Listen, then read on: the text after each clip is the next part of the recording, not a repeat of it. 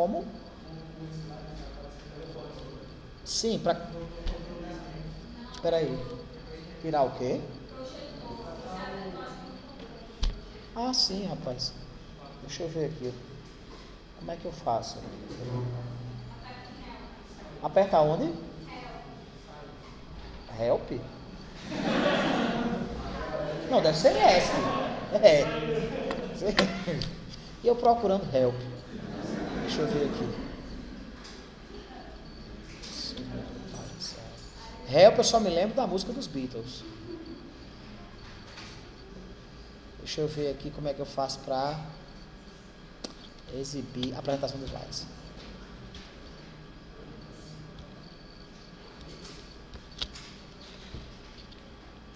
Olá pessoal, vamos começar agora a segunda parte dos trabalhos da nossa noite de hoje, tratando a respeito do tema concernente ao ponto número 10 do nosso programa, o 10º assunto do plano de curso da disciplina de Direito Penal 1. Vamos tratar aqui do tema iter criminis e do tema consumação e tentativa, que são temas, inclusive, conexos, que são temas correlatos. O que é iter criminis? O iter criminis, também conhecido como caminho do crime, vem a ser o conjunto de etapas através das quais o agente pratica uma determinada conduta criminosa. O iter criminis nada mais é do que o conjunto de etapas que vão da cogitação até a consumação delitiva. Ou seja, iter criminis é o percurso empreendido pelo agente quando da prática do crime. A maioria dos doutrinadores entende o iter criminis subdividido, aliás, entende o iter criminis dividido em duas fases. Uma fase interna e uma fase externa. O que é a fase interna?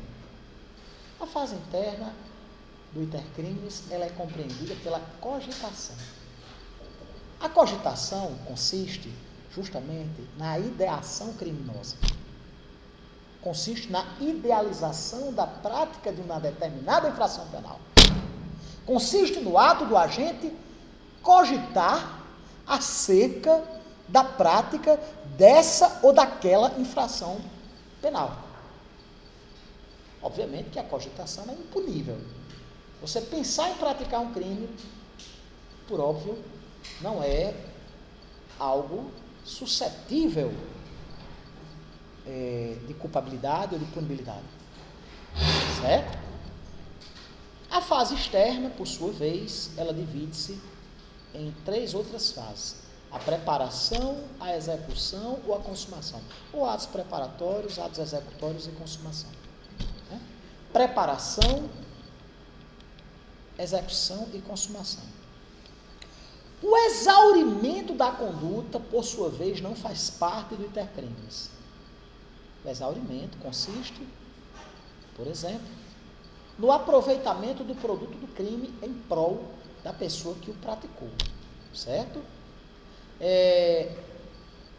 Alguns doutrinadores, como o professor Guilherme de Souza Anguti, por exemplo, eles dizem que dentro da fase interna, dentro da cogitação, existem 3 outras fases nas quais se subdivide a cogitação. Seria a cogitação propriamente dita, a deliberação e a resolução. Na cogitação, o agente pensaria em praticar um crime, cogitaria da expectativa de praticar um crime. Na resolução, ele se decidiria, pratico ou não pratico. Na deliberação, nessa terceira fase, que segundo Nutti nos apresenta, e outros doutrinadores também, o agente resolveria acerca da prática do crime. Daí de falar em resolução. Não, eu vou realmente assaltar aquele banco. Eu vou matar aquele caba que me injuriou. Certo? Mas essa subdivisão da cogitação, resolução e conclusão ou resolução, certo? Não é pacífica na doutrina. Mas vamos aqui para as fases que compõem o intercrimes. Vamos aqui primeiramente tratar da cogitação. Vamos tratar aqui da fase interna do intercrimes. Na cogitação, o indivíduo pensa, imagina, cogita a ideia de se enveredar pela senda do crime, de se enveredar pela empreitada criminosa. Ela se restringe ao âmbito exclusivamente psíquico, ao âmbito meramente psicológico do agente. Ela não se traduz na prática de atos externos. Ela consiste exclusivamente na mera ideação. Portanto, não há nenhuma possibilidade de se ofender a um determinado bem jurídico, penalmente resguardado. Ou seja, a cogitação ela é absolutamente impunível. Ela não é da esfera de atuação do direito penal, certo? Não existe qualquer crime, ainda que sob a sua forma atentada. A mera cogitação criminosa trata-se de algo irrelevante, tendo em vista que uma conduta ilícita, ela somente pode ser praticada quando ela se projeta no mundo exterior, certo? Já nos primórdios do direito romano, já nos idos do século II, o grande jurista endeu Domício Piano dizia: cogitationes pena nemo partita, ou seja, ninguém pode ser punido exclusivamente pelos seus pensamentos. Ninguém, não se cogita da punibilidade da cogitação. A cogitação é absolutamente punível, certo? Como eu disse a vocês, segundo parte da doutrina, a cogitação consiste em 3 fases diferentes, em 3 momentos distintos. Primeiro, a idealização. Na idealização, o sujeito tem a ideia de cometer uma infração penal. Eu aqui nessa pobreza, nesse museu, e o banco ali com tanto dinheiro.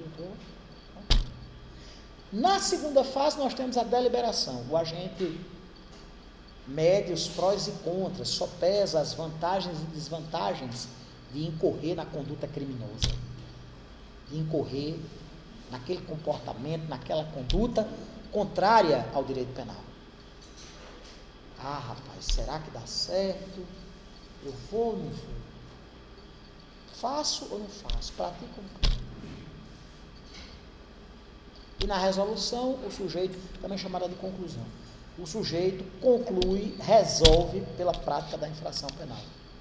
Certo? Nós temos, como eu disse a vocês, uma fase externa, uma fase que se repercute no mundo exterior.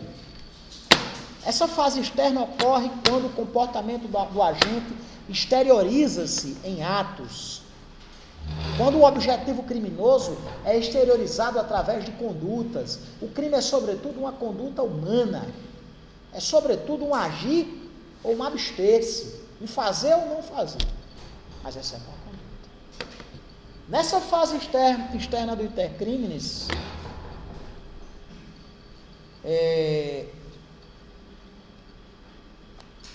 existem 3 fases diferentes. Nessa segunda fase do intercrimes, existem 3 momentos distintos aos quais a doutrina faz menção. O primeiro desses momentos, a primeira dessas etapas, é a preparação, também denominada de atos preparatórios. Em segundo momento, nós temos a execução ou atos executórios. Em terceiro momento, nós temos a consumação. Vamos a cada uma dessas etapas da fase externa do intercrimes. A preparação. Muito bem. A fase da preparação, ela traz a exteriorização do crime através de atos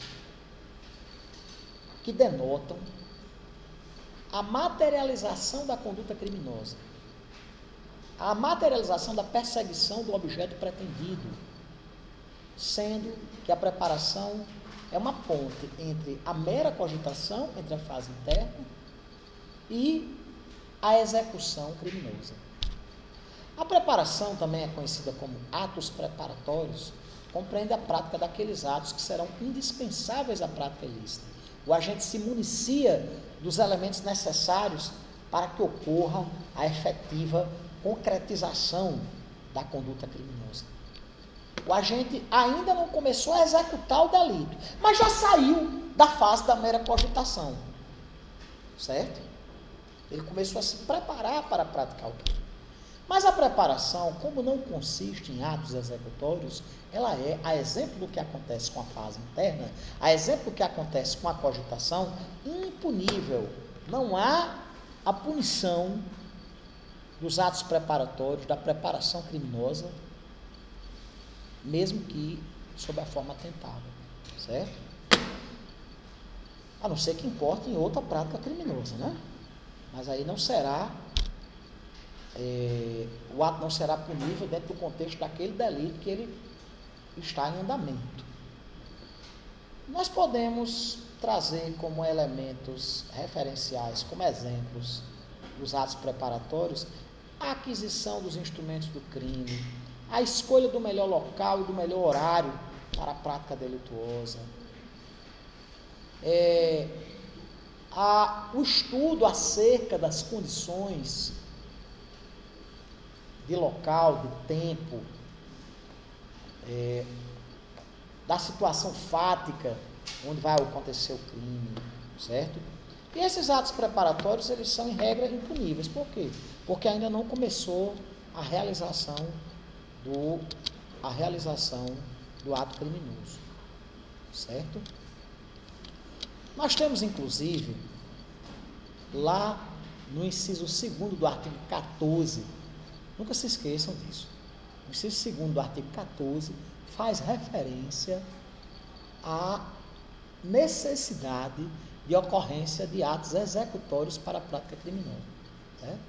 Ou seja, se não há execução, a conduta é impunível. A conduta só começa a ser suscetível de punição, suscetível de ser alvejada com uma sanção penal, a partir do momento em que começa-se a execução, os atos executórios da prática criminosa. Há situações, entretanto, que a nossa norma penal admite a punição dos atos preparatórios, nas situações em que a lei fez a opção legislativa, o legislador fez a opção por incriminá-los de forma autônoma. Nós temos aí os chamados crimes obstáculo, que vêm a ser aqueles que o legislador antecipou a tutela penal, incriminando de maneira autônoma atos que representam a mera preparação para os delitos, certo? Ou seja, quando os atos preparatórios, eles consistirem em crimes autônomos, em tipos penais próprios, certo? Por exemplo, o crime de porte ilegal de arma. O sujeito que vai praticar um roubo e adquire uma arma de fogo, seja ela de uso restrito, seja ela de uso permitido. O ato dele adquirir uma arma de fogo consiste, indubitavelmente, num ato preparatório, que, sob a ótica do crime de roubo, é impunível. Mas como o crime de porte ilegal de arma consiste num delito autônomo, como há uma tipicidade incriminadora autônoma dos crimes obstáculo, será, evidentemente, punida a título, certo? A título de porte ilegal de arma, certo? Aqui eu cito alguns exemplos interessantes. Nós temos o crime de porte ilegal de arma, lá do artigo 14 do Estatuto do Desarmamento, que pode consistir em ato preparatório com infinidade de delitos. Roubo, extorsão, estupro, extorsão mediante sequestro, homicídio, vários delitos. Nós temos um crime autônomo. A preparação delitiva, no caso, é punida porque o legislador penal fez referência na condição de crime obstáculo ao crime de lesão, ao crime de porte ilegal de arma, certo? Outro exemplo, nós temos lá no artigo 253 do Código: possuir substância ou engenho explosivo, gás tóxico ou asfixiante ou material destinado à sua fabricação. Aqui nós temos um crime preparatório para os crimes de explosão, o crime de uso de gás tóxico, certo? Há uma incriminação autônoma desse delito do artigo 253. Existe um crime chamado petrechos para falsificação, lá do artigo 291. Esse crime consiste num ato preparatório. Ele é um crime subsidiário. Certo? Lembre-se dos crimes subsidiários. Ele consiste num ato preparatório para o crime de falsificação de moeda. E se não houver falsificação de moeda, autonomamente, existe uma tipicidade autônoma naquele delito. Que será punível porque existe uma tipificação da conduta. Nós temos lá na lei antiterrorismo uma conduta criminosa, lá no artigo 5º da lei antiterrorismo, a lei 13.360, recentíssima, de 2016. Realizados preparatórios de terrorismo com propósito inequívoco de consumar tal delito. Nós temos aqui a tipificação dessa conduta, ainda que não haja a prática de atos de terrorismo. Certo? Alguma dúvida sobre a preparação ou atos preparatórios? Essa primeira etapa da fase externa do intercrimes. Alguma dúvida, gente? Posso prosseguir, meus amigos e minhas amigas? Vamos lá. A execução, agora começou a ficar interessante. Nessa segunda etapa da fase externa do intercrimes, o agente realiza a conduta designada pelo núcleo da figura típica. Lembre-se, o núcleo do tipo sempre é um verbo. Sempre consiste numa conduta, num agir ou num abster-se. E aí nós temos, na execução, o indivíduo materializando a conduta criminosa. Aqui ele não está apenas cogitando, como na fase interna, ou se preparando, como na primeira fase, primeira etapa dessa segunda fase, a fase externa do intercrimes. Aqui ele está praticando o verbo nuclear da conduta. Aqui ele começa a ofender um determinado bem da vida, um determinado bem jurídico penalmente resguardado, através da realização da conduta que consiste na figura nuclear do tipo penal. Ele começa a realizar a conduta constante na definição legal daquele tipo. A doutrina contemporânea utiliza um critério muito interessante para perfazer a diferenciação entre ato preparatório e o ato de execução. Como é que se perfaz essa diferença? Quando se inicia a realização do verbo nuclear da conduta, do verbo que fora descrito pelo legislador penal quando desse ou daquele tipo, certo? Ou seja, no ato preparatório, o agente não chega a realizar a conduta descrita pelo verbo nuclear da conduta. No ato de execução, ao revés, o agente ou os agentes começam a realizar a conduta descrita pelo verbo nuclear daquele fato típico. É isso que diferencia a preparação da execução. E é por isso que a preparação é impunível, mas a execução não. Quando o indivíduo começa a lesar, começa a ofender aquele bem jurídico que foi objeto da proteção do direito penal, ele passa a ser suscetível de apenação. O ato de execução, ele deve ser, entretanto, idôneo e inequívoco. O que é ato idôneo? É aquele que é óbvio para lesar um bem jurídico penalmente resguardado. Essa idoneidade ela deve ser observada no tocante ao caso concreto, e não meramente presumida. Deve ser uma idoneidade em abstrato. É claro que um ato que não seja idôneo à prática de um determinado crime. É claro que ele importará um verdadeiro exemplo de crime impossível pela inadequação do meio, pela falta de idoneidade do meio. O sujeito que pega uma pistolinha d'água e atira contra alguém, ou então uma pistola de airsoft, e atira aquele projétilzinho que deixa aquela manchazinha em alguém, ele não está praticando um ato idôneo para a prática do crime de homicídio. O ato deve ser idôneo. E deve ser inequívoco no sentido, gente, de que não deve haver dúvida no tocante ao ataque ao bem jurídico, no tocante ao fato de que o agente pretende a consumação da infração desejando ofender o bem jurídico alheio.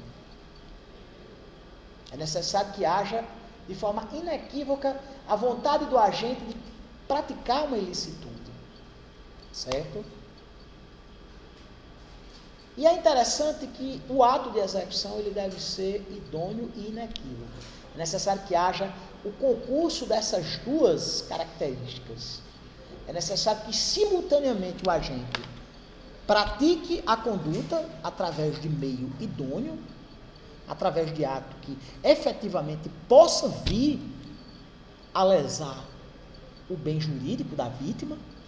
E é necessário também, meus amigos e minhas amigas, que haja a prática de um ato inequívoco, no sentido de que não restem dúvidas acerca do interesse do agente em lesar um determinado bem jurídico.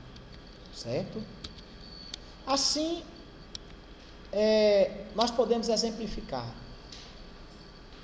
O agente que efetua disparos em direção à vítima deixa de forma clara, inequívoca,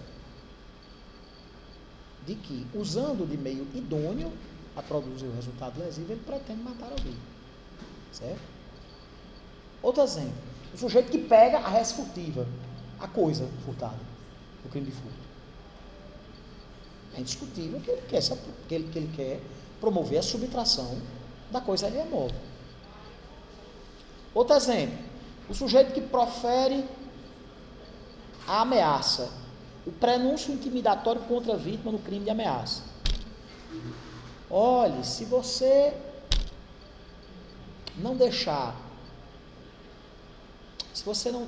não deixar de frequentar as aulas de Mário Trajano, eu vou dar uma surra em você.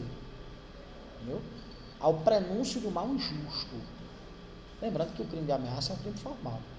Não exige a produção de um dado resultado naturalístico. O ato do indivíduo que rasga as roupas da vítima no crime de estupro é um ato idôneo, no sentido de que é hábil a prática do ato sexual, e é um ato inequívoco. Alguém que rasga as roupas de alguém de forma inequívoca tem um propósito de consumar um ato sexual forçado. O ato de ameaçar a vítima no crime de constrangimento ilegal, já citei aqui na aula de hoje, que é você obrigar alguém a fazer algo que a lei não manda, ou obrigá-la a deixar de fazer algo que a lei permite. A ameaça consiste no meio idôneo e consiste, eu digo que consiste no meio idôneo em tese, né? Porque tem situações em que há, obviamente, um crime impossível, como eu digo sempre o exemplo, a menina baixinha e magrinha que diz que vai agredir fisicamente um rapaz alto e forte. O meio tem que ser idôneo e deve haver, de forma inequívoca, a demonstração de que o agente tende a produzir a lesão àquele determinado bem jurídico. Certo? Quando é que se dá a transição da preparação para os atos executórios? Nós estamos aqui diante de uma das questões mais controvertidas de todo o direito penal. Quando é que um ato deixa de ser preparatório e passa a ser um ato executório? Essa discussão ela é particularmente importante. Por quê? Porque a execução é punível, a preparação não. E em razão da natureza limítrofe dessas duas fases, dessas duas etapas do iter criminis, isso rende uma grande discussão doutrinária, certo? Por quê? Primeiramente pelo relevo da questão. Se o indivíduo limitou-se à preparação, sua conduta é impunível. Mas se ele iniciou a execução, a conduta será punível. Existem diversas teorias que se dedicam a estudar essa questão da transição,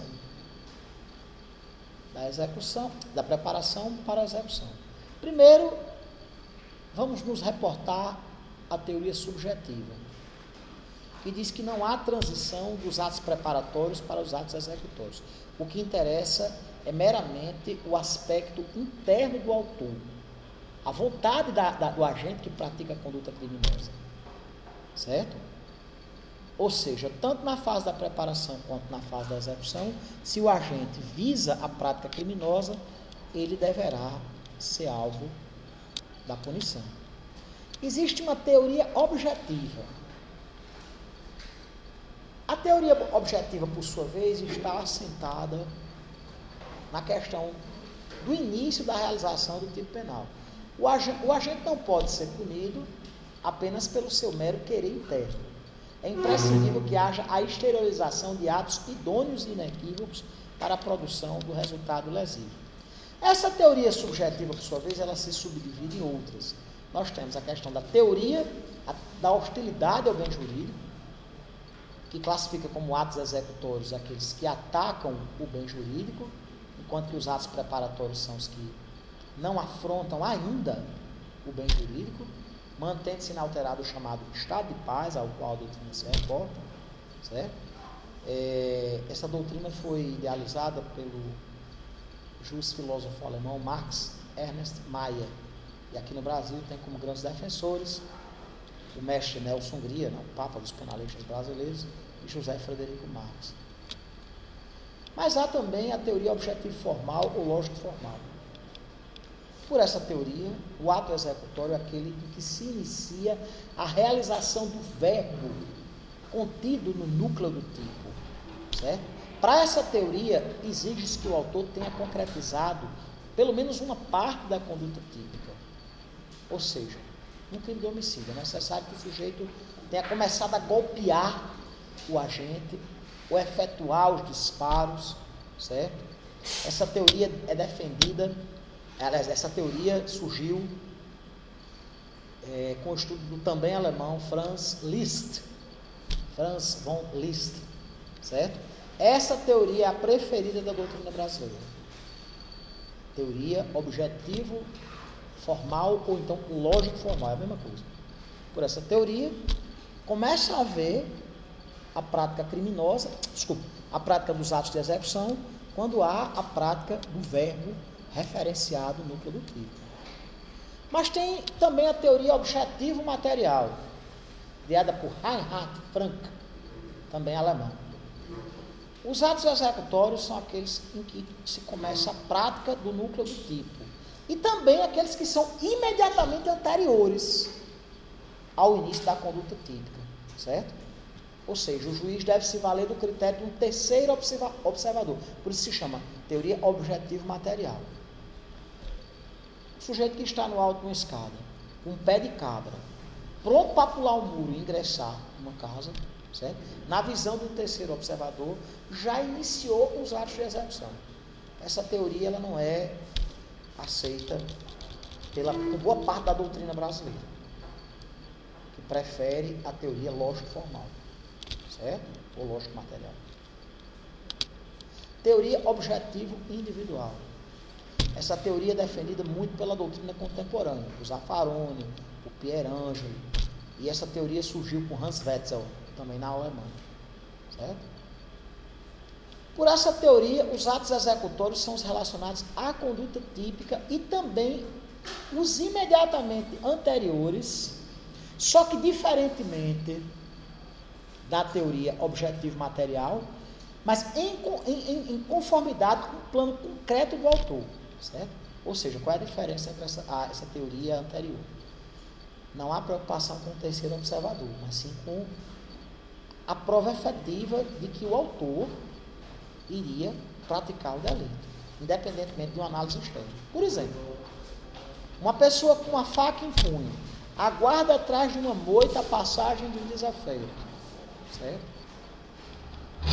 Sendo sabido por todos que ele já prenunciou anteriormente que iria matar ou tentar matar aquele desafeto, certo? Quando o indivíduo se encontra a 200 metros de distância, o pretenso homicida fica de pé, segura o punhal, a faca, a arma branca, e aguarda a posição de ataque. E de repente surge a polícia e o aborda. Por essa teoria, poderia perfeitamente haver a prisão flagrante, em face de que ficou patente, primeiro, a utilização de meio idôneo, segundo, a utilização de meio, além de obviamente idôneo, certo? Hábil à produção do resultado criminoso, inequívoco, sob o ponto de vista da prova da conduta do agente, certo? Essa é a diferença dessa teoria objetivo individual para a teoria objetivo formal. Não é sob a ênfase de um terceiro observador, mas sim mediante a própria conduta autoral. Quem defende essa teoria são os doutrinadores contemporâneos como Zaffaroni e Pierangeli, certo? Ok? Gente, vamos voltar aqui para o princípio da exclusiva proteção do bem jurídico. A gente se recorda, acho que vocês todos devem lembrar, que o direito penal, ele se preocupa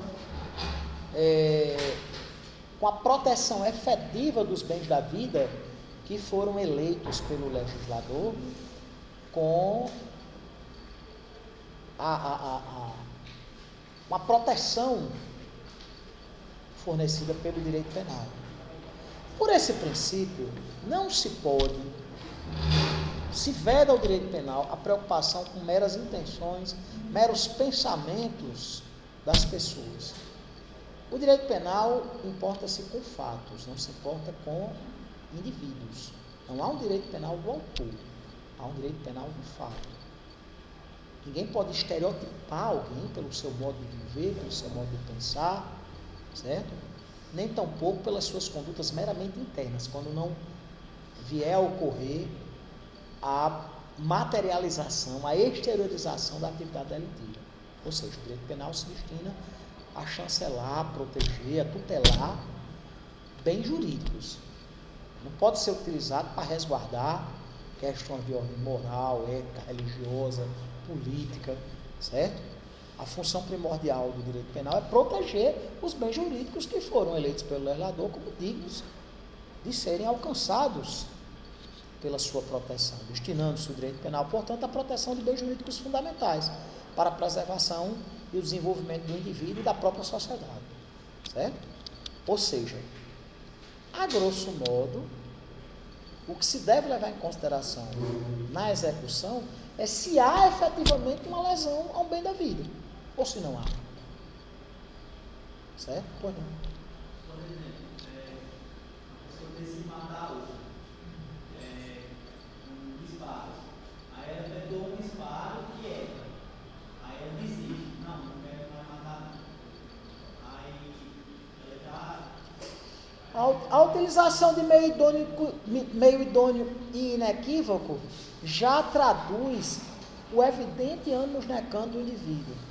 E a consumação delitiva só não se deu por razões alheias à vontade do agente.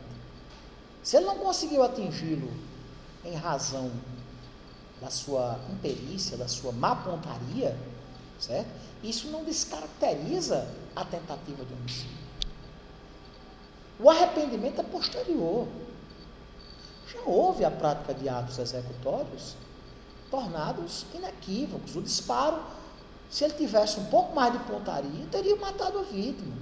É a mesma situação do sujeito que está armado, aguardando para tocaiar um desafeto, e de repente chega uma guarnição da polícia militar e o desarma. Epa!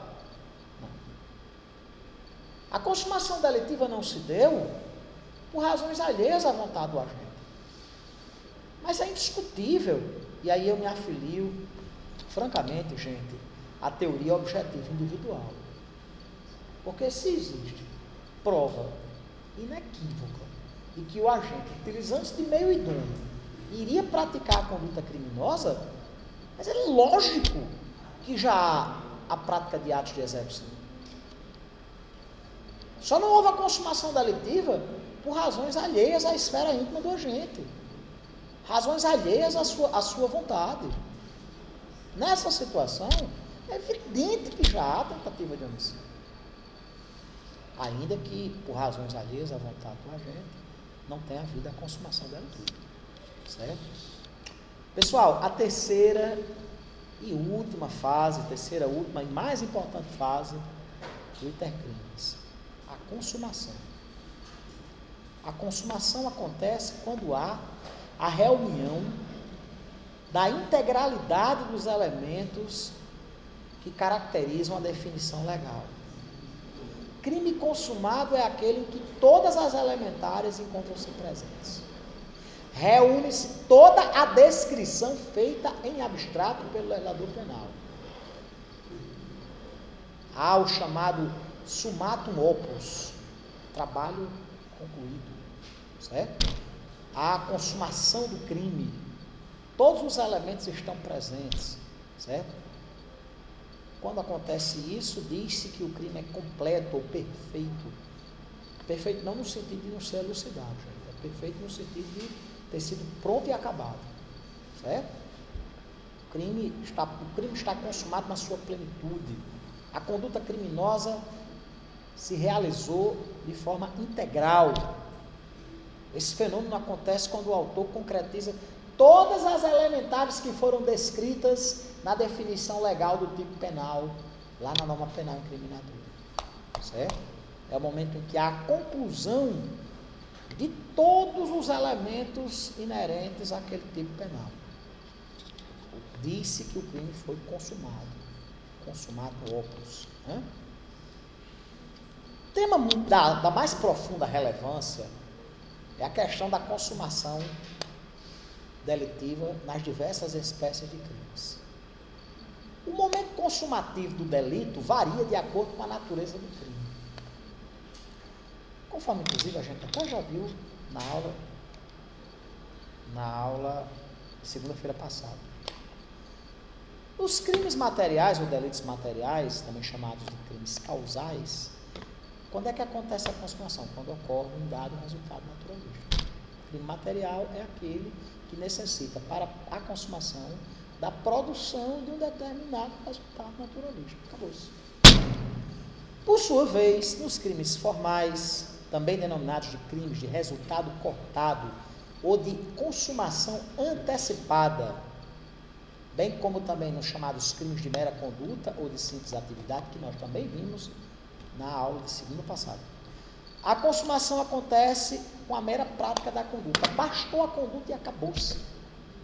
Extorsão, ameaça, corrupção ativa, corrupção tanto ativa quanto passiva, né? Ambos são crimes formais. O sujeito que propõe, que chega para o guarda, seu guarda, alivia aí, pega essa notinha de 100, mesmo que não haja aceitação por parte do agente, já acontece indiscutivelmente a consumação delitiva, pela natureza formal desse delito. Certo? Não há necessidade da produção de um determinado resultado naturalístico. A simples prática criminosa já consuma o delito. Nós temos nos crimes qualificados pelo resultado, incluindo aí os crimes préter-dolosos, a gente vai estudar o préter-dolo, mas a gente já vem conversando sobre isso em aulas passadas, e o préter-dolo, eu disse a vocês, que se caracteriza pela conjugação dos dois elementos subjetivos do tipo. O sujeito pretende um crime e sobrevém um resultado agravador. Existe, portanto, dolo no antecedente e culpa no consequente. Havendo o fenômeno chamado préter-dolo. Nesses crimes préter-dolosos, a consumação delitiva, ela se verifica quando dá produção do resultado agravador, que poderá vir a título de dolo ou de culpa. Geralmente virá a título de culpa. A gente vai ver quando estivermos estudando os crimes prévio-dolosos. Alguma dúvida, gente? Posso passar adiante? Pessoal, existe uma categoria de delitos, os chamados crimes de perigo concreto, que há a exposição de um determinado bem jurídico a uma mera probabilidade de dano. Nesses crimes de perigo concreto, a consumação se dá com uma simples exposição, tendo em vista que esses crimes não reclamam a produção de um dano, mas sim a mera exposição a perigo daquele bem da vida. Por sua vez, existe também os chamados crimes de perigo abstrato ou presumido. Nesses crimes de perigo abstrato ou presumido, a própria lei penal, ela presume que a exposição a determinado perigo irá importar na consumação delitiva, ou seja, com a mera prática da definição legal daquela conduta tida como perigosa, se consuma o delito. Nos crimes permanentes, gente, os crimes permanentes são, como a gente já viu, aqueles delitos que se protraem no tempo, que se prolongam no tempo, que a consumação delitiva se arrasta no tempo com a persistência, com a manutenção daquela situação contrária ao direito penal. Nesse sentido, haverá a possibilidade de prisão em flagrante do agente em qualquer momento, tendo em vista que não encerrou-se a permanência. O crime permanente por excelência é o crime de sequestro ou cárcere privado. Consumação delitiva é enquanto persistir aquela situação. Certo? Independentemente do delito se protrair no tempo, uma semana, um mês ou não. Os chamados crimes habituais, quando é que se dá a consumação? Com a reiteração dos atos praticados pelo agente. Com a reiteração criminosa dos atos praticados pelo agente. Deixa eu ver que horas são. Gente, a questão do exaurimento da conduta. O que vem a ser exaurimento da conduta? Nós vimos que nos crimes formais, basta a prática do delito, não havendo a necessidade da produção de um resultado naturalístico. Nos crimes materiais, por sua vez, existe a necessidade da produção de um determinado resultado naturalístico. Mas o que é exaurimento da conduta? O exaurimento nada mais é, minha cara clara, do que a produção do resultado lesivo ao bem jurídico após a consumação delitiva. Ou seja, é o esgotamento da atividade criminosa, implicando em outros prejuízos, além daqueles já obtidos com a consumação criminosa. Exemplo, para vocês entenderem. No crime de extorsão mediante sequestro. A consumação delitiva já aconteceu a partir do momento que houve a privação da liberdade e que houve a extorsão, no sentido da liberação da vítima, caso outra pessoa, também vítima, pague o resgate, certo? Ou seja, a mera privação da liberdade, destinada à obtenção de indevida vantagem econômica, certo? Já consuma o delito. Porém, se houver o pagamento do resgate, esse pagamento consistirá em mero exaurimento da conduta, certo? Deixa eu dar aqui outro exemplo. O sujeito que pratica o crime de furto. O sujeito que furta, por exemplo, o celular de alguém. A partir do momento que a inversão possessória e que a res furtiva deixa a esfera patrimonial da vítima e ingressa na esfera patrimonial do ladrão, ocorre a consumação delitiva. Se o ladrão desfizer-se do celular e obter um proveito econômico em razão dessa venda ilícita, da venda seguirá exaurimento da conduta, tendo em vista que o crime já foi consumado. Certo? No tocante à questão da tipicidade da conduta, o exaurimento não compõe o intercrimes, não faz parte do caminho do crime. Já há a consumação delitiva, o que há é a produção de outros resultados lesivos, além daqueles obtidos com a consumação do crime. Agora, o exaurimento da conduta poderá vir a influenciar no tocante à dosimetria penal, no tocante à aplicação da norma penal incriminadora, a aplicação da lei penal. O que é dosimetria, gente? Só lembrando aqui, não se preocupe que isso vai ser visto em Penal 2 de forma mais aprofundada. Mas o que é dosimetria? A dosimetria nada mais é do que o exercício da aplicação da lei penal. É o momento, é o procedimento que o juiz utiliza na sentença para dosar o tamanho da pena. E a dosimetria penal, no tocante às penas privativas de liberdade, ela consiste em 3 fases. Primeiramente, existe a aplicação da pena base. Na pena base se leva em consideração as circunstâncias judiciais do artigo 59 do Código Penal. Chega-se à pena base. Em um segundo momento, a doutrina diz que o procedimento da dosimetria no nosso sistema jurídico penal, ele é trifásico, porque ele se compõe de 3 etapas distintas. Na primeira delas, há a elaboração da pena base.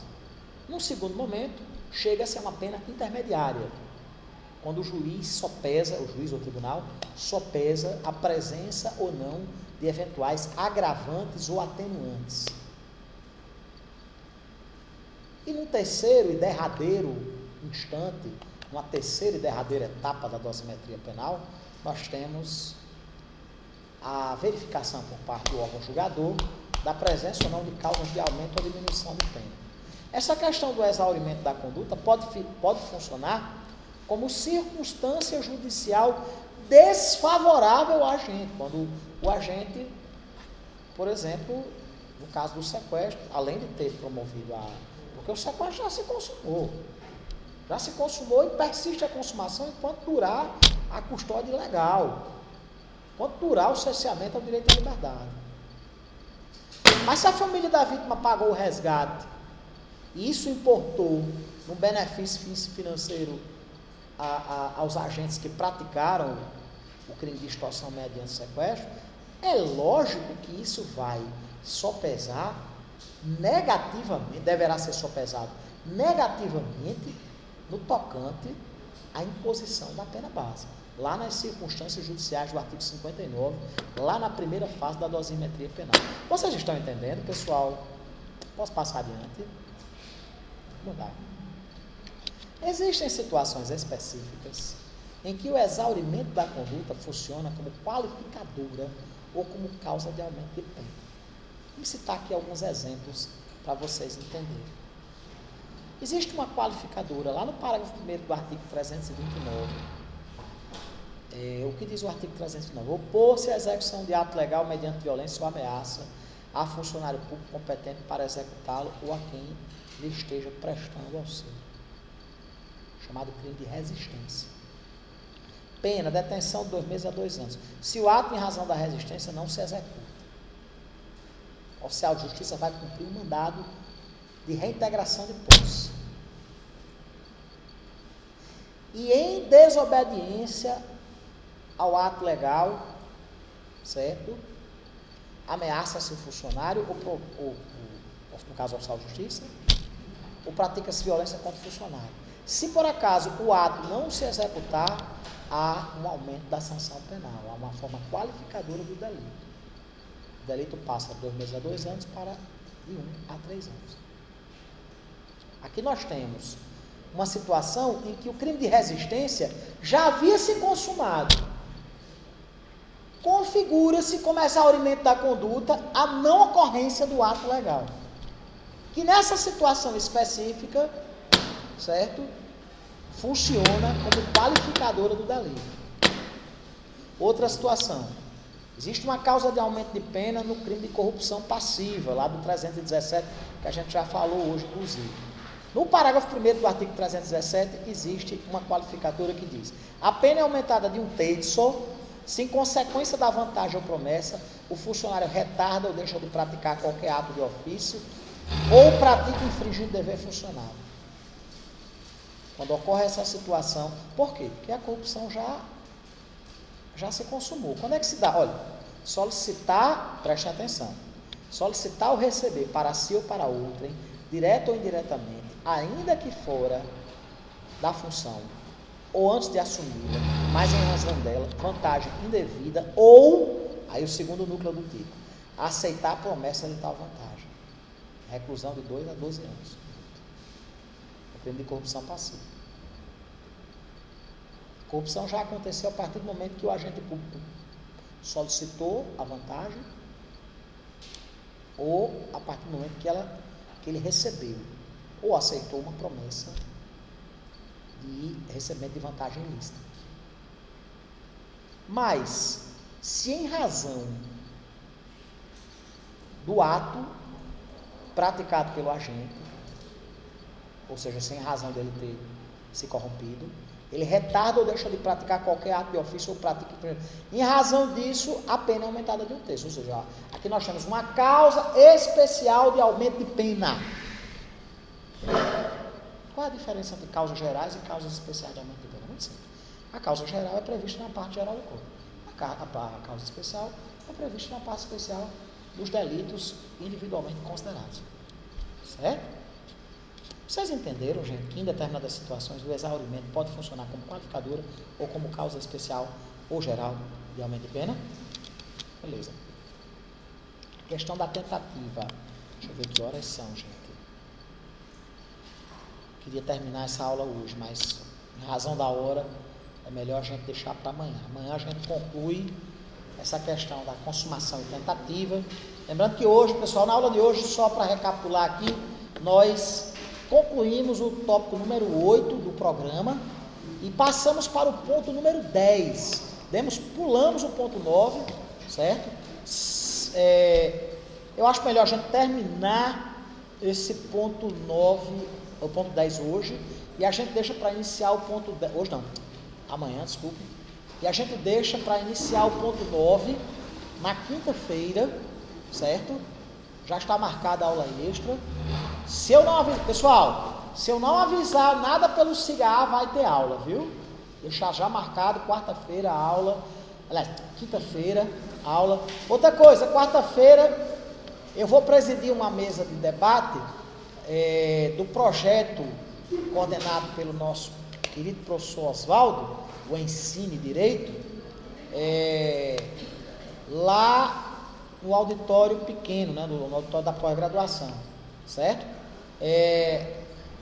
Vocês todos e todas estão convidados. Eu gostaria que, não é aula minha, porque se fosse aula minha, eu dispensava e a lista a gente passava lá, mas amanhã eu anuncio o horário, eu acho que é a partir das 7 horas, né?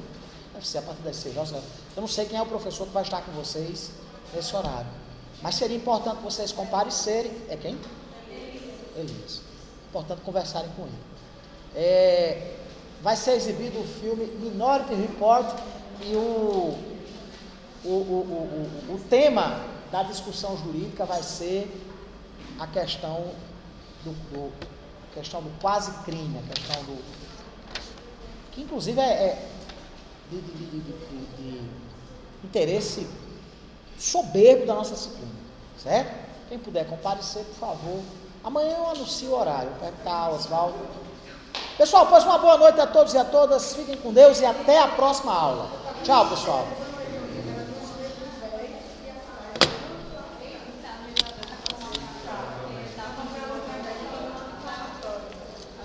Tava Dodó e Tânia. Como? É um evento? É um evento. Eu ensino direito, rapaz. Sim. É quarta agora, né? Quarta agora. Eu não sei se começa às 6 horas ou às 7 horas. Acho que é às 7 horas. Falar aqui com